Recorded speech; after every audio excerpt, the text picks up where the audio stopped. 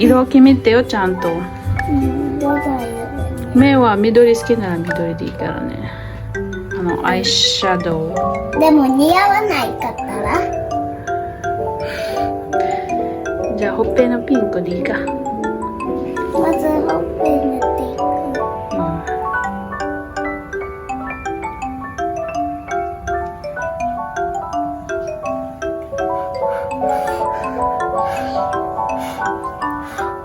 ちょっと色が強すぎると変な感じ。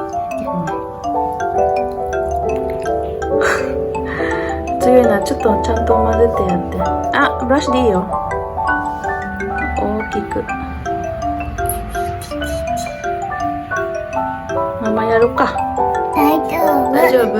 自分のものだから。